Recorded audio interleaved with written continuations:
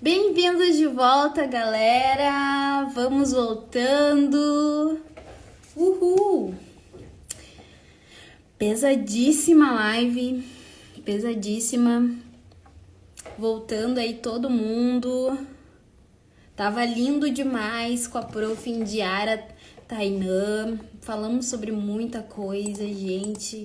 Confesso que eu tinha um roteiro aqui bem estabelecido, mas esse roteiro, nem teve como a gente seguir, porque a mulher só foi disparando uma coisa atrás da outra. Eu não consegui acompanhar, já perdi o roteiro, já saí do roteiro. Tava muito bom mesmo. Convido todo mundo, depois que essa live acabar, lá seguir Prof. Pretas, né? Que é o coletivo aí que eu faço parte, que a Prof. Indiara organizou. Muito legal. Elas vêm trazendo várias contribuições, várias questões sobre educação antirracista, tudo que a gente vem falando, né? Então, acredito que vai ser bem enriquecedor para vocês, se vocês acompanharem esse coletivo. E vamos voltando, galera. Já vou chamar aqui a Prof. Cláudia. Lembrando que essas lives, que agora viraram 2, vão estar aí no IGTV do DCE. Sejam bem-vindos de volta. Nós tem até argentino aqui na nossa live, gente. Vamos voltando, bem feliz. E eu acho que eu vou chamando, então, a nossa professora, nossa colega lá da universidade, doutoranda. Eu sou da graduação, mas chamo ela de colega doutoranda, porque um dia eu vou ser doutora também, né? Como todo mundo aqui, todo mundo vai levantar, né, Ana Cláudia? Todo mundo vai ser doutor, né, Ana Cláudia? Um colega. Prof. tá entrando. Prof, vira a tela aí, pelo amor. Olha, já virei. Seja bem-vinda. E aí, tudo certo? Tudo certo? Tá me ouvindo? Tô ouvindo bem tranquilo. Tá, não tá dando eco? Não. Tá dando eco meu? Não? Tá bom. Não. Não? Perfeito. Então, pronto. Ou vocês me prepararam essa cilada, sabe? Eu? De falar depois da Indiara. Não sei, foi tu ou o Prof. Cris, não sei quem é que me sacaneou. A gente é de casa, né? A gente geralmente coloca o de fora pro primeiro. Mas também tu foi a primeira na última vez, tu lembra? Daí os guris começaram depois, começar depois a Claudinha falar, tá louca. E aí agora... Mas é que agora é impossível, agora não tem mais o que eu vá dizer que vai ser tão legal. Dava pra deixar de vontade de passar minha vez pra ela, pra Indiara falar, viu? Muito obrigada. Muito obrigada, foi uma aula. Foi, né? Deixa eu ver se eu... Foi, foi uma baita aula Eu mesmo. acho que, inclusive, a gente tem que estender o convite para ti participar desse Prof. Pretas RS. Pois eu quero. Sabe que tem uma amiga minha que já faz parte. Ela assistiu uma live esses tempos e do pessoal, e aí ela tá no grupo. E morro de inveja. Deixa eu ver um jeito que se reflete. Bem de metida, né? Nem sou organizadora, mas... Manda. Então, acho que tu pode parte. se apresentar aí, tu já é de casa, mas talvez a galera não conheça, de uma galera nova aí. Acho bem importante. Claro. Então tá bom. Então, pessoal, boa noite. Eu sou a Cláudia. Deixa eu desligar a tela aqui para não ficar. Eu sou a Cláudia Duarte. Eu sou professora aqui de São Francisco de Paula. Sou professora de História da rede municipal, pública e da rede privada. E eu faço o doutorado em Processos e Manifestações Culturais lá na FEVARE.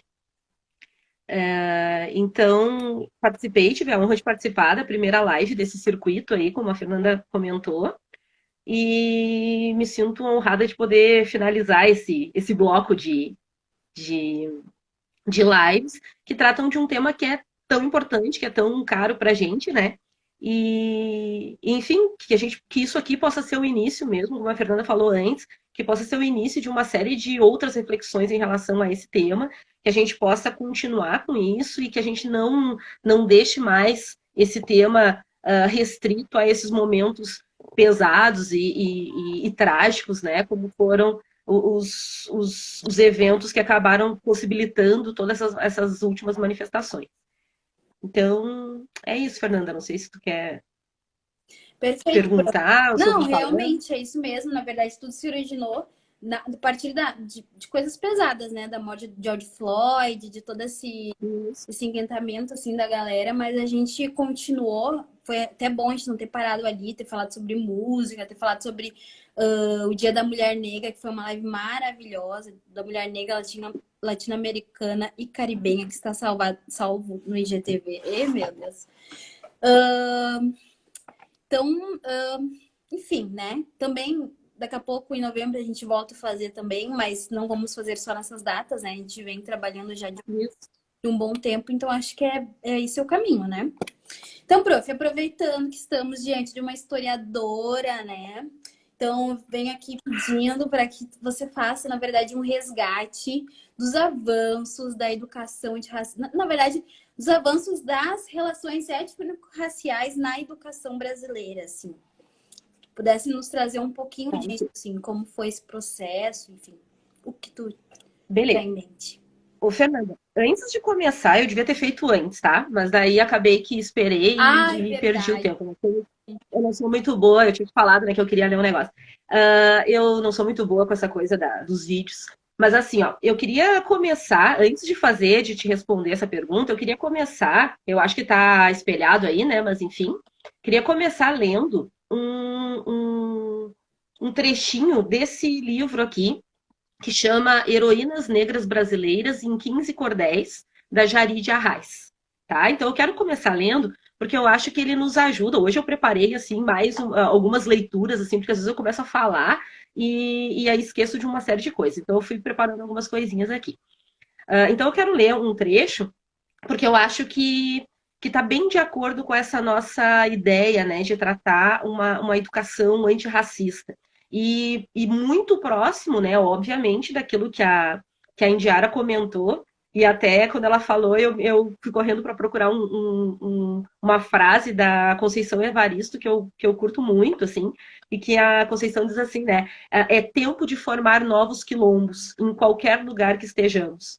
Então, isso que a Indiara fala sobre se aquilombar, né, sobre nós sermos uma aldeia, então acho que tá bem dentro disso que a gente está fazendo, que o coletivo das profs pretas está fazendo, que é a gente poder se juntar em torno de uma ideia comum, né? Uhum.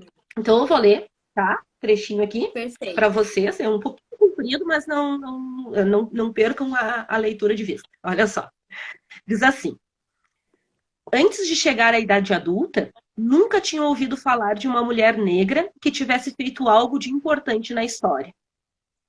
Durante toda a minha vida escolar, e até mesmo nos conteúdos midiáticos de que me recordo, nunca me falaram de mulheres negras que fizeram grandes coisas pela humanidade ou que lutaram batalhas contra a escravidão no Brasil. Adulta, descobri nomes avulsos enquanto pesquisava sozinha, tentando resgatar minhas origens afro-brasileiras. O esquecimento dessas mulheres negras me fez decidir criar uma coleção de cordéis intitulada Heroínas Negras na História do Brasil. Durante 4 anos, cavei, pesquisei e escrevi biografias em poesia de cordel, e vi essa coleção se tornar um sucesso estrondoso. Usados em escolas por todo o Brasil, presentes até mesmo na Biblioteca do Congresso de Washington, nos Estados Unidos, meus cordéis das heroínas negras têm cumprido um papel importantíssimo na vida de crianças, adolescentes e adultos. O papel de contar histórias que tentaram apagar, mas que sobrevivem, nos representam e inspiram até hoje. Reunidas em livro, 15 dessas heroínas chegarão a mais lugares e, espero, transformarão pouco a pouco nossa realidade em um futuro melhor. Porque essas histórias merecem ser contadas.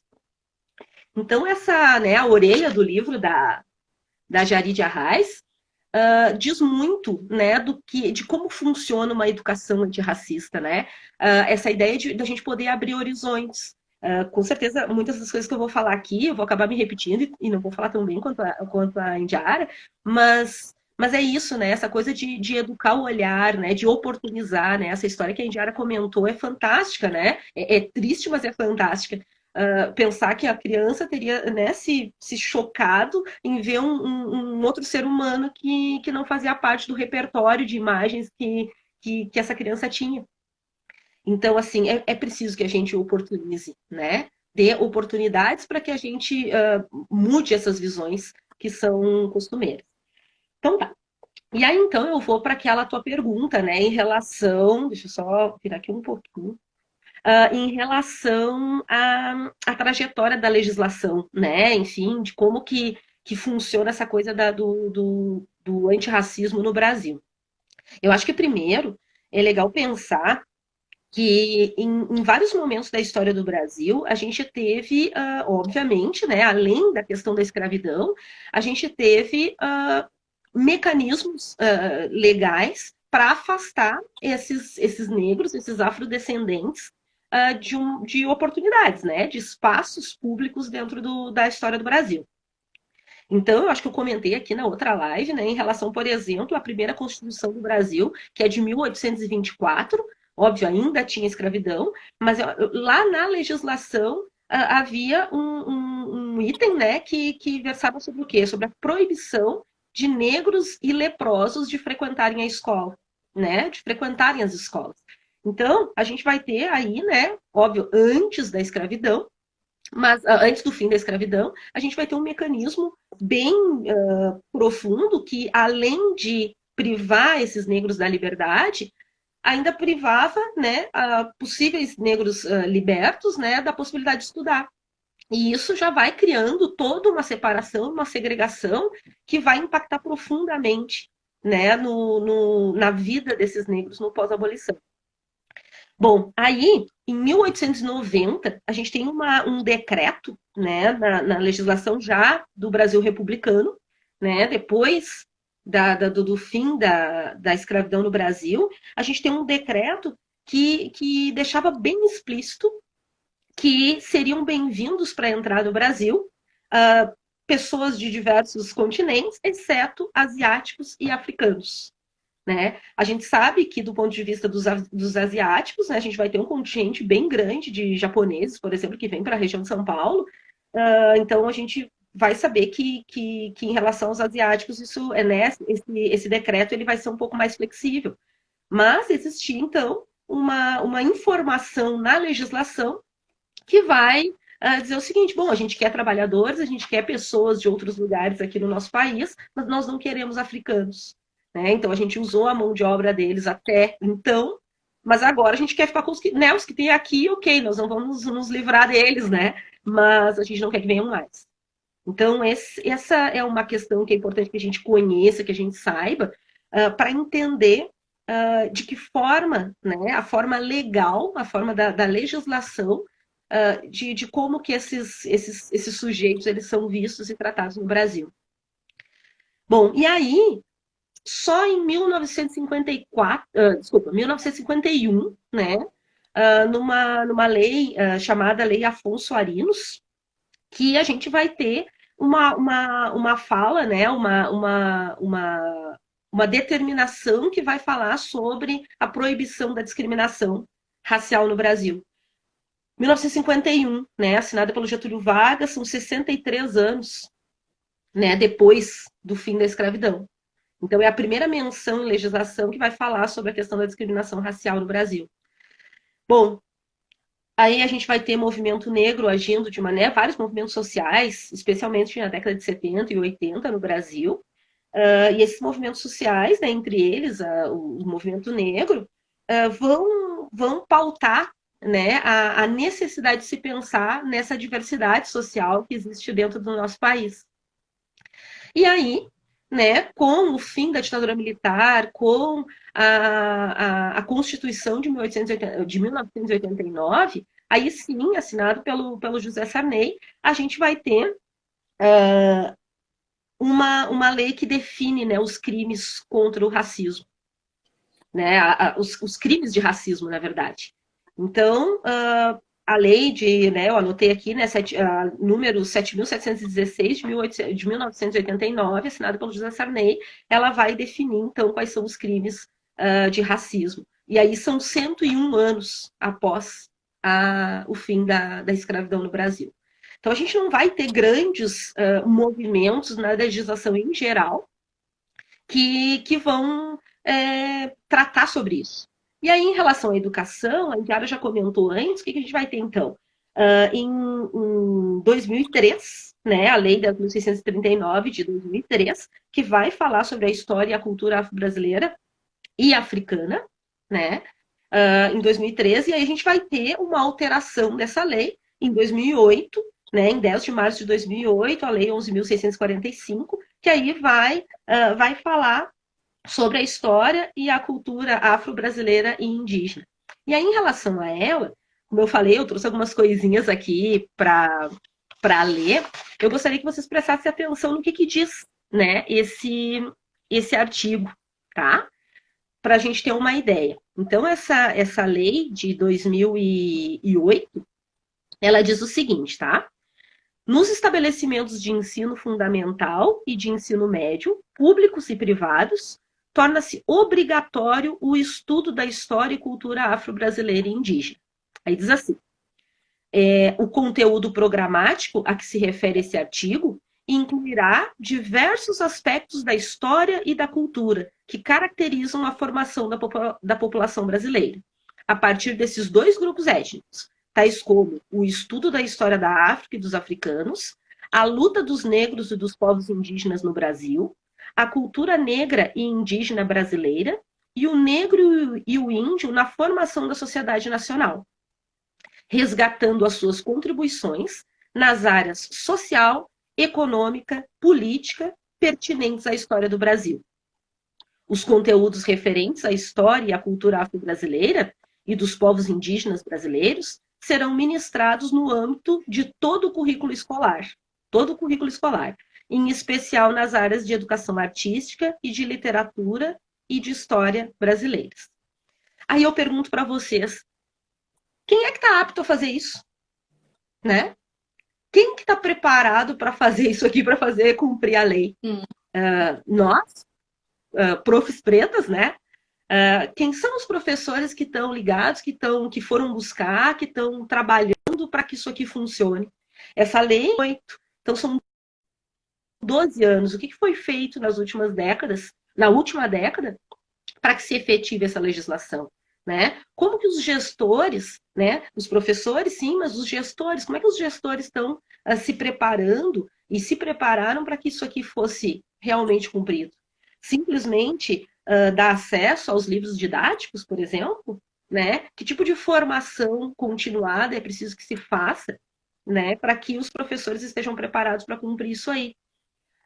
Só os professores de história, de literatura, de artes, não vão dar conta, né, de trabalhar de uma forma efetiva para tratar desses temas. E mesmo, né, das pessoas que estão assistindo aqui a live agora, que muitos são professores, que eu sei, quantos se sentem aptos para fazer cumprir essa determinação e essa legislação? Então, quando a gente fala de educação antirracista, a gente também precisa falar de uma preparação para que isso aconteça. Não é simplesmente dizer, olha, é feio discriminar, é feio xingar, é feio excluir, né, as pessoas negras ou as indígenas. Não dá para ficar só nisso, né? A gente precisa ampliar essa perspectiva, ampliar esse olhar, e isso passa, sim, pela preparação individual dos professores, mas passa principalmente por uma preocupação, por um empenho dos gestores dentro das escolas. Não só dentro das escolas, mas os gestores públicos, enfim, né? Prefeitos, secretários, governadores, enfim, todas as pessoas que de alguma forma têm como fazer isso aqui acontecer. Né? Muitos professores nem sabem onde, né? O que vão fazer? Vão lá no Google e vão procurar o que eu vou fazer sobre esse tema, né? Vocês gostam, né? Vai lá de Google Imagens ainda, já para copiar e claro, Word.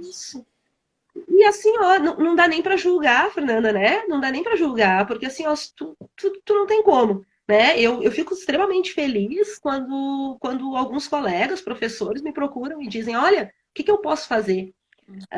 Só que a gente não pode ter como referência simplesmente professores negros, né? Se essa é uma legislação que abrange todo o nosso país, não pode ser só minha responsabilidade como professora preta, como professora negra, tratar disso e conhecer isso. Né? Então, é responsabilidade de todos nós. Né? Então, é preciso que a gente pense nisso, cobre isso dos nossos gestores e trabalhe para que isso possa ser realmente colocado em prática, né? Porque senão fica só nessa história aqui, né? Como tu falou, lá no dia 20 de novembro, então a gente acaba localizando essa discussão. Né? Então, beleza, tem a semana que tu fala do coelhinho da Páscoa, tem a semana que tu fala do Papai Noel, tem a semana que tu fala do negro, tem a semana que tu fala do índio. Tu me entende que essa postura, ela já desqualifica a discussão, né? Ela por Uhum. si só já. Mas então tá, seguimos? Perfeito. E até legitimando tudo o que tu tá falando, imagina, a gente tem uma lei que é de 2003. Eu sei que no DCE, E a outra de 2008, né? isso, e a outra é de 2008, mas a maioria dos estudantes da Fevale, eles são pessoas até bem novas, assim, tipo, eu tenho 24, mas em 2013 eu tava na escola, certo? Tava no ensino fundamental, né? E vim desde então. Eu, imagina, a lei de 2013, sei lá que série que eu tava até então, eu não tive nada relacionado a isso, né? A não ser a única vez que a gente escuta falar de negro é a questão da escravidão, né? E daí tu fica naquele Isso. jeito, constrangida, porque parece que tá falando de ti, é muito estranho, né? Tu fica ali naquele constrangimento, daí tu começa a se negar como criança, né? Preta e tudo mais, porque a gente apanhou, porque a gente sofreu, porque, meu Deus, gente, só sofrimento, né? E, É um peso, né? Vira um peso. e daí, o meu Eu espanto quando eu cheguei na graduação e daí descobri essa lei, eu fiquei, sério que é desde 2013 que existe isso? E eu saí da escola agora e não tive isso, sabe? Então, toda essa construção minha, talvez, e de muitas pessoas se veio, mesmo sendo brancas, porque igual, por mais que a não transpareça no teu cabelo ou na tua pele, tu faz parte dessa origem, tu tem isso tudo em ti, né? Se veio muito tarde. Então, enfim, entra no que o Nelson Mandela falou que tem que ser da parte da educação desde cedo, uma construção contínua, né? A Indiara teve um privilégio de já nascer de relacionamentos afrocentrados desde criança. Imagina que coisa mais boa, né? Ser criada assim, já tá com uma identidade bem formada desde criança. Então, ficou desafio, né, de professoras que não deveria ser só de professoras pretas para as crianças, né? Exatamente, de todas as professoras. Perfeito. Não, e assim, ó, um parênteses aí nisso que você está falando, quando a gente trata na escola só da questão da escravidão, né, quando a gente coloca o negro como um personagem desse período, simplesmente, fica muito complicado, porque muito complicado para não dizer nada mais pesado, né, mas assim, pensa quando tu fala da imigração, né? Tu fala na imigração, tu fala, quais são as contribuições dos imigrantes e tal. Tu faz todo um auê, né? Para que para que aquele grupo seja Valorizado. localizado, valorizado e localizado como um tipo, né? Como tipos humanos extremamente importantes para a construção do nosso país. Uhum. Né? E a gente não faz o mesmo movimento quando a gente fala dos negros. A gente não faz, né? Recentemente existe um processo que tem tentado, né, trazer coisas nesse sentido, mas daí ainda começa só com a questão da capoeira, do samba, né? Então, quantas outras coisas foram construídas e são devedoras desse grupo, né, étnico? E que a gente muitas vezes desconhece. Então é bem isso, causa um constrangimento absurdo dentro da sala de aula quando tu tem lá uma série de crianças negras e tu, na hora de falar sobre os iguais a eles, tu simplesmente fala só sobre a escravidão. E por outro lado, crianças não negras aprendem que aquele grupo de pessoas de cor da pele diferente da cor delas tem esse papel também. né? Então é um desserviço para ambos os grupos, né? Ambos os grupos. Perfeito. E já comprovar isso, gente, fala uma coisa e sai correndo. Vamos só dar uma prestada de atenção no hino de Novo Hamburgo, né? Quem estudou em Novo Hamburgo sabe o hino do início ao fim. Comprova tudo isso que a gente está falando agora. O hino do Rio Grande do Sul, né? Que teve vários movimentos para que seja feita a mudança e tudo mais, né? A gente não foi ouvido ainda, mas isso já está legitimando tudo isso que a gente está falando, tá? Não tá vindo do nada. Isso daí já comprova o que a gente vem trazendo. Povo que não tem virtude acaba por ser escravo, né? É muito sério isso, né? É muito sério. Mesmo que as pessoas tentem dizer para nós que não, mas não é assim, não é em relação a isso que a gente está falando. Mas as palavras estão lá, né? E as palavras têm poder. Perfeito. Então, Claudinha, como o movimento negro vem trazendo uma bandeira assim que é muito importante, que é representatividade importa, representatividade importa. Então, acredito que tu entenda, né, perfeitamente o que é isso. Eu gostaria que tu explicasse o que é esse grito, o porquê desse grito vem a partir de uma necessidade social. Por que a gente precisa sempre estar falando representatividade importa para todos os lados, educação, mídia, enfim. Né? Trazer um pouco sobre esse assunto. Beleza. Então, olha só, Fernanda, antes de falar exatamente sobre a questão da representatividade importa, eu também busquei aqui qual é que é o conceito de educação, né, no dicionário, né? Nem a gente não precisamos nem buscar pedagogos, enfim, intelectuais da área. No dicionário, o dicionário diz assim, que educação é o ato ou o processo de educar-se, tá? Então, quando a gente está falando de educação antirracista, né, nós estamos falando do ato ou o processo de educar-se em relação a combater o racismo. Bom, aí continua o dicionário dizendo assim, entre outras concepções, a aplicação dos métodos próprios para assegurar a formação e o desenvolvimento físico, intelectual e moral de um ser humano. Desenvolvimento metódico de uma faculdade, de um sentido, de um órgão.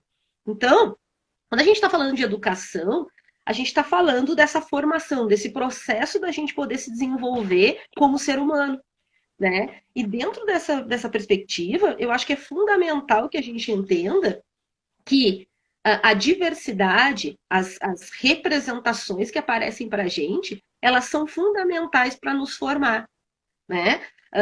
Quando a gente está na escola, lá na educação infantil ou nas séries iniciais do ensino fundamental, o que acontece? A gente é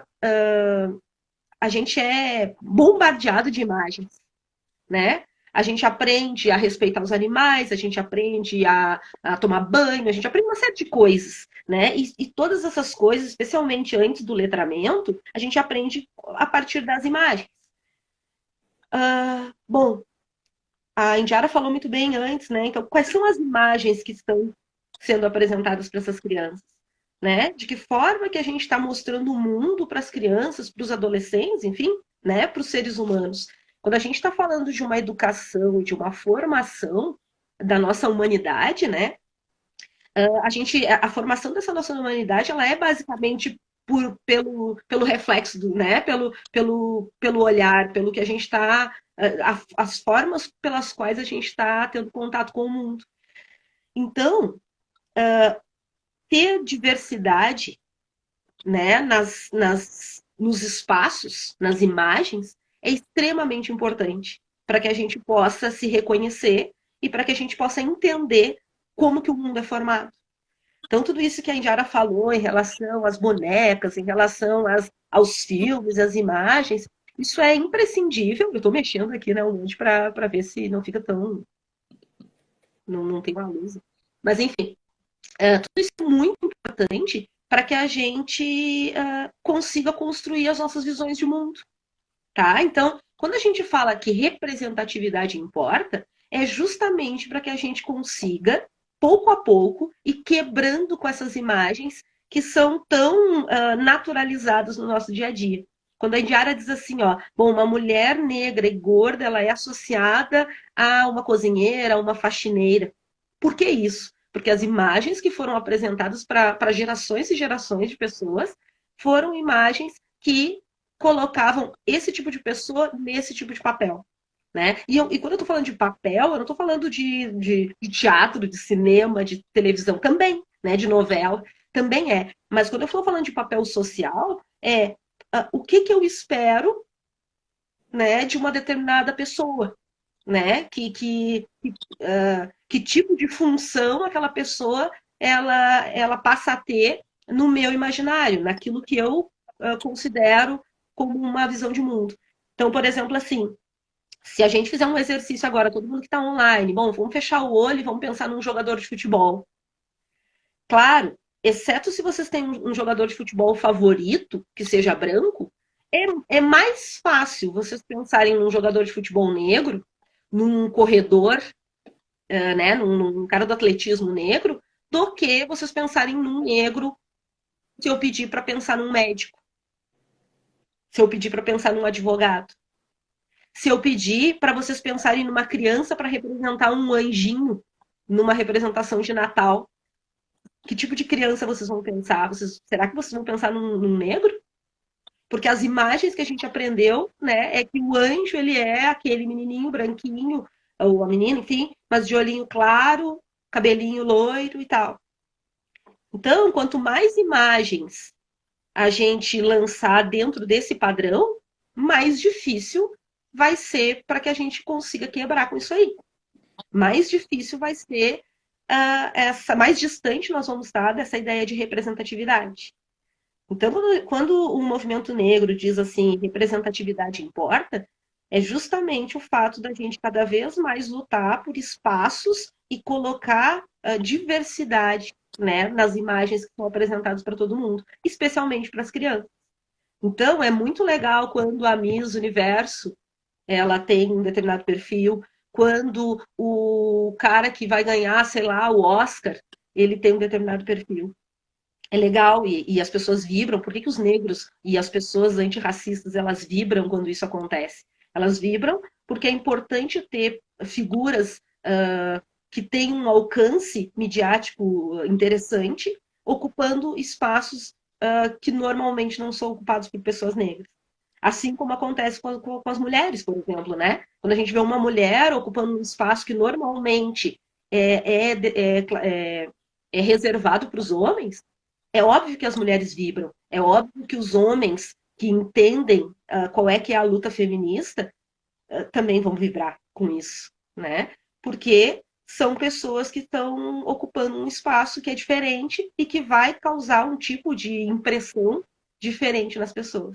Por que, que todo mundo se apavora quando vê um homem trans representando o Dia dos Pais? Né? Além do preconceito, além daquela pessoa que realmente é preconceituosa e que não quer ver isso, além disso, tem o fato da gente não ser acostumado. Né? A gente não está acostumado com isso. A gente até sabe que existe. Putz, mas ver na TV, aí é mais complicado. Né? Ver numa propaganda, eu não quero ver. Eu sei que existe, mas eu quero que fique longe dos meus olhos. Né? Eu quero que não seja institucionalizado isso aí. Então, quanto mais isso começar a aparecer nas novelas, aparecer nas propagandas, né, a gente vai quebrando com essas visões de mundo que são engessadas. Né? Por isso que representatividade importa. Por isso que é importante a gente levar para dentro de casa a diversidade. Né? Por isso que uma educação antirracista ela não pode ser uma responsabilidade minha ou tua, Fernanda, ou da Indiara. Ela precisa ser uma responsabilidade de todos nós. Quando a Indiara diz assim, né, relembrando um ditado africano, é preciso uma aldeia inteira para educar uma criança, é nesse sentido. Né? Nós, como sociedade, precisamos trabalhar com isso. É responsabilidade dos caras da publicidade mudarem as visões. Né? Por que, que quando aparece um casal homossexual na propaganda do Dia dos Namorados, ao mesmo tempo que causa um espanto e uma rejeição numa parcela significativa da população, quem se sente representado, né, vibra com isso. Porque de tanto, né, água mole em pedra dura, tanto bate até que fura, né? A gente vai quebrando com essas visões. Né? Hoje a gente não... E batendo? A gente não vê mais... Oi? Só fura se bater. Mas assim, ó, hoje a gente não vê mais problema de ver mulheres médicas, né, em programas, enfim, em filmes. Tinha um tempo que mulher era enfermeira e médico era homem, né? Uhum. Só que as coisas vão mudando tanto, as mulheres vão ocupando os espaços, as crianças vão olhando e vão dizendo, não, mas eu quero ser médica, e não tem problema nenhum se quiser ser enfermeira, entende? Mas a questão é que existia sempre um lugar, né? E quando a mídia reproduz esses lugares, né, é aquela história do Michel, do Maffesoli, né, que diz que as tecnologias do imaginário, né, a gente vai reproduzindo aquilo ali. Então é isso, acho que a representatividade importa, a gente precisa ocupar espaços que não que socialmente não são destinados a nós. Perfeito. Eu vou fazer mais uma pergunta que eu acho que entra bem no que tu tá dizendo, tá? Que a gente comentou ali, de trazer a educação antirracista não só para a educação, para o ensino básico, né? Educação básica, mas para o ensino superior, que a gente vê uma dificuldade de acordo que os níveis vão aumentando, né? E daí tu começou ali a falar sobre níveis advogados, né, médicos e tudo mais. Hoje, a gente tem um ensino superior aí repleto de cursos e tudo mais. É um desafio, né? Trazer essa educação antirracista, essas relações étnico-raciais para o ensino superior também, né?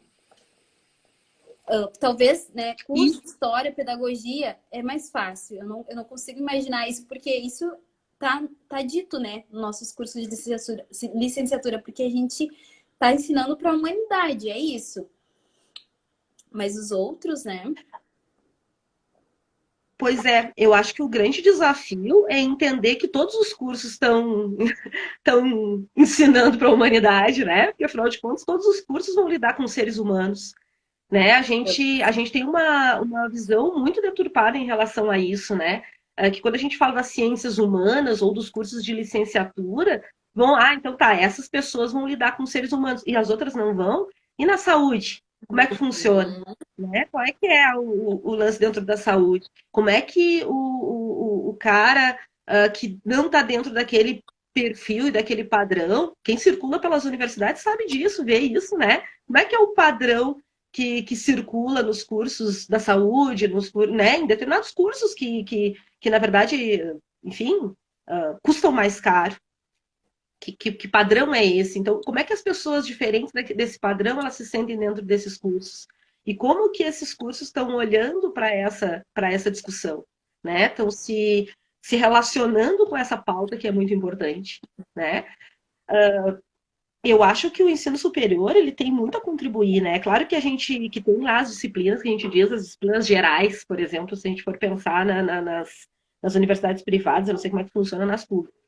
As disciplinas gerais, elas tratam dessas questões também, entre outras coisas, dessa parte das humanidades. E muitas vezes os alunos de outras áreas que não sejam áreas, né, das chamadas ciências humanas, eles se sentem muito desconfortáveis em estudar isso.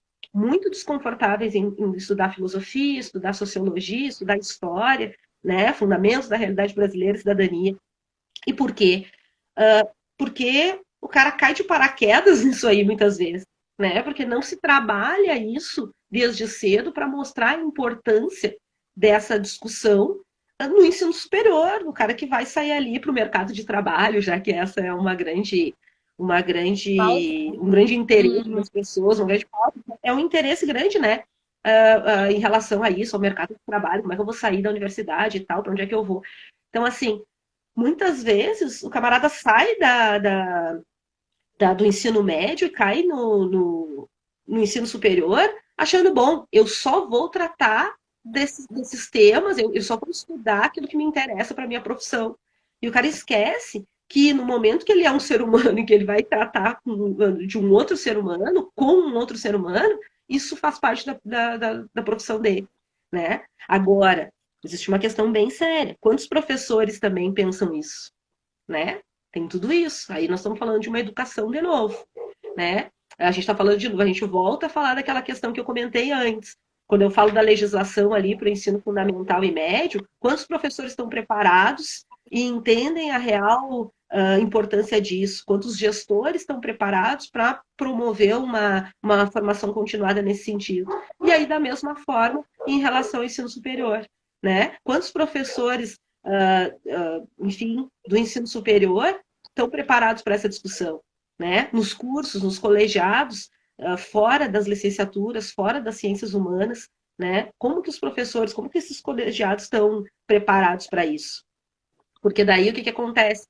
Dentro daquela formação, a gente vai ter, né, daquele curso, a gente vai ter os professores da área e daí vão chamar um professor lá das humanidades para trabalhar aquilo ali. Uhum. Só que o ideal seria que todos os professores, de alguma forma, tivessem alguma familiaridade com o tema, para que a legislação de cotas fosse mais efetiva. Não é só jogar o cara de paraquedas lá dentro, né? É preciso também discutir essas questões. É preciso formar para isso também. E por outro lado, Fernanda, tem uma outra coisa que eu estava pensando quando tu me falou, né? Agora eu vou revelar os bastidores da live, né? Quando tu me falou que ia me perguntar isso. Uma outra coisa que eu pensei, que eu acho que é bem importante, é o seguinte, dentro do ensino superior. Quando é para falar sobre racismo, quando é para falar sobre consciência negra, é aquele alvoroço para buscar um negro para falar sobre isso, né? Eu já fui procurada para falar sobre isso em vários momentos. E eu acho ótimo, que bom que eu fui chamada, que bom que a gente está falando sobre isso. Agora, é muito importante que pessoas negras também sejam chamadas para falar sobre determinados temas dentro das suas áreas de atuação, que não sejam necessariamente ligados ao racismo e à consciência negra, né? Tem muita gente negra pesquisando e falando coisas maravilhosas fora desse tema. E aí, pouquíssimas vezes eu tive a oportunidade de assistir palestras, né, de outros temas, que não fosse a questão da negritude, com pessoas iguais a mim, né? Então, eu acho que essa é uma observação também que vale ser feita, né? Que a gente pode pensar nisso. Então eu vou ter que achar, daí às vezes a gente ouve isso, né? Talvez alguém aí que está assistindo a live vai pensar assim, então tem que achar um negro para falar sobre empreendedorismo? Sobre empreendedorismo, eu tenho que achar um negro para falar sobre Covid-19. Eu não sei se tem que achar um negro, mas a grande questão é essa. Se eu tenho que estar procurando, é porque tem uma questão aí que precisa ser revista, né? Se não me passa pela cabeça que um negro pode falar sobre isso, se eu não conheço nenhum que possa falar sobre isso, existe uma questão social que precisa ser discutida e combatida, né? Então, a gente vai mudar isso e a gente vai fazer uma educação antirracista de verdade quando a gente puder pensar assim, eu posso chamar a Cláudia, mas eu posso chamar o fulano. Eu posso chamar uma professora branca, né, ou um professor branco, mas eu também posso chamar um negro, tanto faz, porque os dois dominam esse assunto e eu conheço, né, possibilidades para falar sobre esse tema, né? E aí sim, né? Então aquele papo, eu sempre gosto de lembrar isso, né? Aquele papinho que diz assim, não vamos, né? Quando a gente parar de falar sobre racismo, quando a gente parar de falar sobre, aí as coisas vão mudar. Não, aí as coisas vão ir cada vez mais para baixo do tapete, né? Cada vez mais isso aí vai ser ignorado. Então a gente vai poder parar de falar sobre isso quando não tiver mais essas gavetas, quando esses papéis sociais já não forem mais assim. Mas eu acho que está longe disso, né? E a gente precisa da aldeia inteira para fazer isso dar certo, né? A gente precisa de todo mundo para fazer isso funcionar. Perfeito. Perfeito. Tem alguns colegas até na outra live que eles falam, eu não aguento mais falar de racismo, gente. Me chama para falar sobre negócio de empresa, sobre empreendedorismo. Eu adoro falar. Namoro, amizade. Claro. Não aguento mais. Eu adoro falar, eu acho fantástico, até porque essa é uma área que eu pesquiso. Eu pesquiso, mas quantos outros não falam sobre isso? e talvez não sejam tão chamados a discutir essas outras questões, as suas questões, É, né? Então, assim, para mim é um prazer, é um privilégio falar, e para mim, assim, bah, educação, eu respiro educação, assim, né? Eu curto, eu acho que é importante, e educação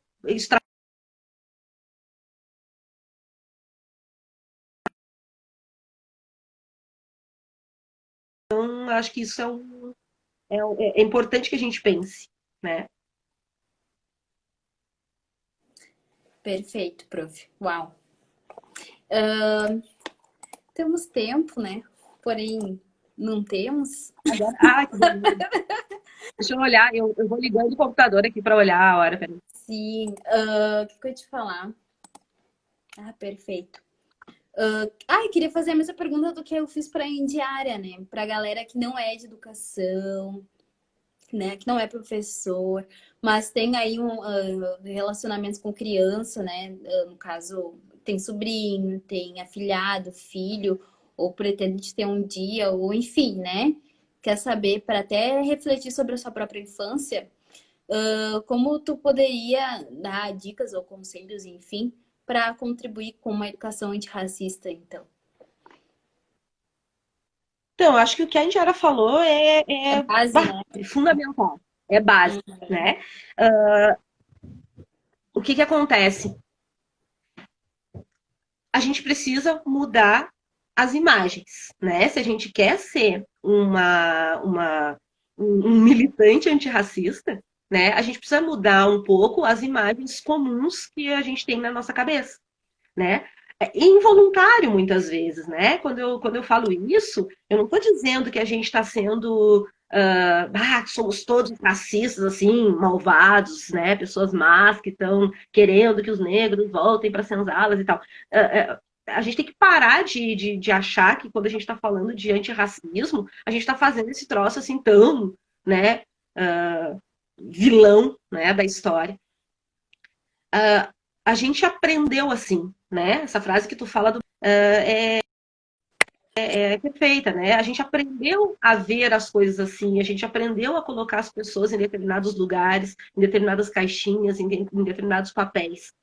Então, se a gente tem interesse, e eu acho que assim, ó, a educação antirracista ela precisa estar fora da escola, né?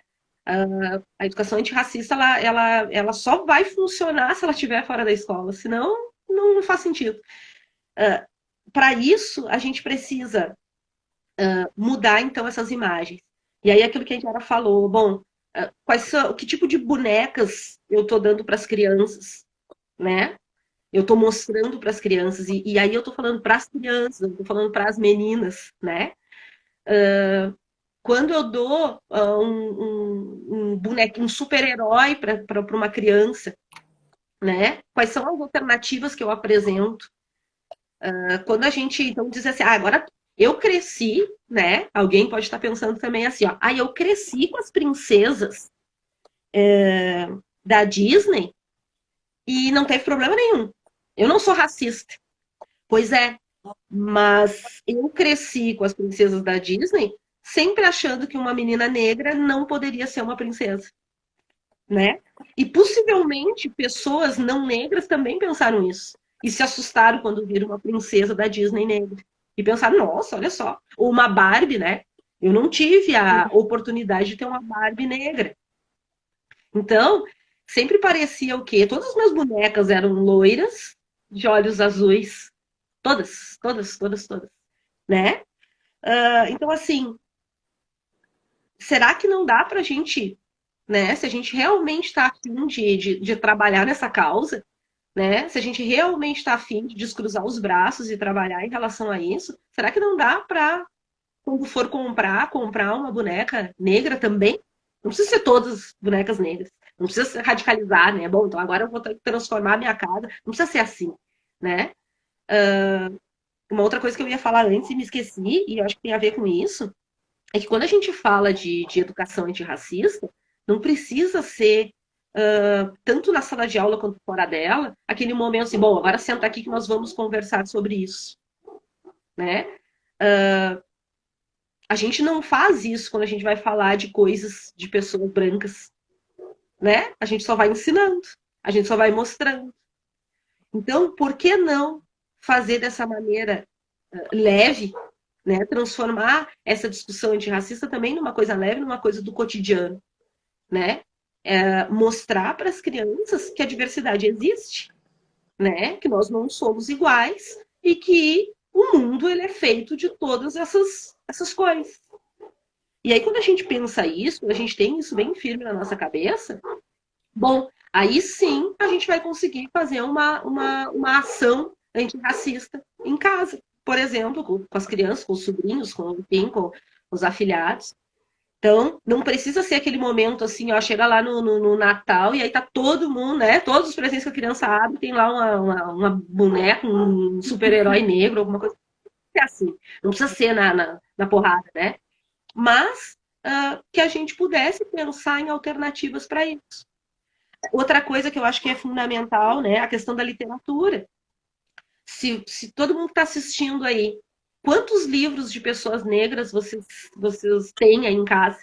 Às vezes eu olho essas lives que o pessoal fica, né? No fundo tem a estante, né? Recheada de livros. Às vezes me passa pela cabeça, quantos daqueles autores ali são negros? Uhum.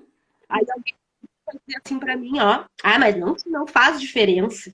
Eu nem olho para ver. Claro, tu não olha para ver porque isso não é importante para ti, entende? Eu olho, eu me importo. Então, assim, quando eu comprei o livro vou mostrar de novo, vai que alguém entrou depois. Quando eu comprei o livro da Jari de Arraes, eu pensei nisso. Que legal eu poder ler para os meus alunos uma história de uma heroína negra, né? Quando eu for mostrar uma história para eles, eu poder mostrar de uma heroína branca, mas também de uma heroína negra. Por que não? Quando a gente pensa nisso, quando essa pulga fica atrás da orelha da gente, tipo assim, por que não buscar uma outra coisa? Por que não, na hora de fazer um cartaz para a sala de aula, por que não colocar crianças de cores diferentes, né? Por que sempre as mesmas imagens, né? Quando a gente vai assistir um filme, por que não pensar, beleza, hoje a gente assistiu um filme que a maioria do elenco são pessoas brancas, por que não pensar na próxima vez um filme que tenha um elenco com mais pessoas negras? Então, são essas coisas, são movimentos que eu acho que quando a gente está interessado realmente em ser racista, são movimentos que a gente precisa fazer. Dá trabalho? Dá trabalho. Né? Não vai ser simples, às vezes encontrar, não vai ser simples. Agora, se realmente a gente está preocupado com isso, se realmente a gente quer ir além da tela preta e né, vidas negras importam, blá blá blá, a gente precisa fazer esse movimento, né? Educação dá trabalho. A gente aprendeu a ler e escrever, a gente custou, né? É um exercício para aprender a tabuar. É um processo dolorido, né? Doloroso. É um processo muitas vezes é doloridíssimo, até por sinal. E a gente precisa se lembrar, a gente precisa botar um lembretezinho lá dizendo, vou fazer isso. Então, assim, de novo, isso não pode ser só responsabilidade minha, como pessoa negra, não pode ser só responsabilidade de tu. Isso precisa ser nosso, né? Isso precisa ser um trabalho coletivo, porque senão não vai funcionar. Senão sempre vai ficar restrito ao 20 de novembro, né? Sempre vai ficar os negros presos no carnaval, né? Presos no esporte, no carnaval e no 20 de novembro. Então, se realmente a gente se interessa por mudar essa história aí, a gente vai precisar ir inserindo outras imagens em outros momentos do cotidiano da gente. É só assim que isso vai funcionar. Isso aí. Perfeito, perfeito. Sensacional a galera tá falando aqui. Sensacional. É isso aí, gente. Claudinha, acho que é isso, né? A gente. Acho que foi legal, né? Sim, acho que a gente explodiu a mente da galera hoje. Tanto conteúdo, vai dormir com a cabeça assim, meu Deus! Eu queria ter a tua autoconfiança. Tu acha que não? Capaz, cheio de informação. Galera... Achei meio exagerado. Sorry. Ai, gente. Meu Deus. 2 horas, gente. 2 horas de live. Vocês têm noção disso? 2 horas. A gente fez 1 hora. Foi legal, E né? depois vamos lá e fizemos mais 1 hora, assim, né, pra fechar. Eu acho que esse circuito de lives merecia, assim, fechar bem tranquilo, assim, não se apressar por tempo nem nada. É Tanto verdade, é print da verdade. galera. A galera tá concordando comigo, não fui exagerada. O Vitor não é base, o Faltou? Vitor é empolgado O também. Vitor não. Então tá. Ele é super empolgadão também. Queria te agradecer mais uma vez por participar, né? Acho que a gente virou um coletivo ali na Fevale, né? Aquele grupo ali que foi fazer Ah, bah, tá bom. lives. Isso, olha só que galera, tem uma galera que podia estar aí, né? Que, enfim, Vamos começar a adicionar, trocar o nome do grupo e vou começar a adicionar. é verdade. Uhum. Porque no fim a gente acabou fazendo o NEABI assim, meio que, né? Meio assim, né? É uma ação. Isso, mas eu acho que é legal. Acho que iniciou de qualquer forma, algum NEABI começou dessa forma, né? Isso. Uhum. Então tá, quero te agradecer por mais uma vez trazer aqui. Também vou dizer que a gente vai fazer um outro movimento quando a gente estiver presencial também, num auditório, Por todo favor. mundo se vendo, né? Depois trocando, Ai, se abraçando, ouvindo música, trocando tudo. livros no final da palestra, sempre fica Isso aquele aí. povo assim conversando e tal. Acho que é muito importante, acho que a gente merece isso, né? Merece essas lives, todas merecem isso, se encontrar novamente e manter a parceria aí sempre. Obrigada pela tua Claro. contribuição. Fernanda, muito obrigada também. Muito obrigada pro Prof. Cris Max, né? Que foi sensacional, assim, que deu o pontapé inicial nisso aí. A ti também, Fernanda, que super empolgada, assim, logo já foi reunindo e buscando. As pessoas todas que fizeram as lives, né? Curti muito aquela da música. Algumas eu não consegui ver ao vivo, assim, né? Mas, bah, a galera maravilhosa mesmo. Até era legal que a gente tivesse os nomes aqui e tal. Agora eu não anotei. Mas todo mundo muito, Uhum. muito legal, né? E como eu falei no início, para mim foi uma honra participar lá no início dessa história toda e agora finalizar essa conversa. Estamos finalizando. E estamos aí para fazer isso mais vezes e sempre, de novo e sempre. Uhum. Isso aí. Teve a Grazi dos 50 Tons de Pretas, teve o Chiquinho de Vila, Isso, fala do galera aí. DCE, a Ana Cláudia também do DCE, que mediou uma live sobre mulheres Isso aí. negras, a Lucilene Taide, É ótima também. a Que galera Carla legal. Mello, que ela é de Minas Gerais. Foi engraçado ver a live com aquele sotaque dela, foi tão bom, assim, até uma perspectiva diferente, né? Furar um pouquinho da nossa bolha social do Rio Grande do Sul. É verdade. Com ela, teve a professora Ângela da Unila, né? Que também já fura também mais um pouquinho da bolha do Rio Grande do Sul, traz essa perspectiva mais América Latina. A primeira live, então, teve o Felipe Rocha, que deve estar por aí.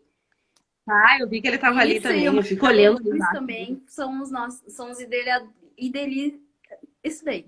As pessoas que pensaram todas essas lives, Idealizador. que contribuíram bastante. Isso aí. Oi, a Indiara, fantástica, Mundial. fantástica. Que legal, que honra estar aqui junto com ela. Eu fiquei meio envergonhada até, mas é isso aí. Muito obrigada. Adorei. Valeu, galera. Quero agradecer, então, vocês que permaneceram presentes, compartilharam, estão aí ainda, ó. Galera, não quer dar tchau, mas agora, né, temos que ir. E continuar aí, continuar. Ah, quero fazer um convite também para que, caso vocês tenham, acho legal esses lives que vocês estão fazendo, quero que vocês discutam mais tal temática, tal, né, outra temática. Teve gente que comentou sobre a questão LGBT, que não tem visto assim no DCE. Então, acho que é É importante verdade. vocês trazerem, a gente Olha, trabalha o DCE como super parabéns. sobre demanda. Super parabéns pro DCE da Fevale aí, que tá mandando muito legal, muito bem. Dale, gente. Isso aí. Então tá, desejar uma boa noite a todos, um bom descanso. Início de semestre, todo mundo começando, ó. Muito bem. Obrigada, gente. Valeu. Beleza. Beijão, Obrigadão. Claudinha. Até Até. mais. Beijo, beijo. Até.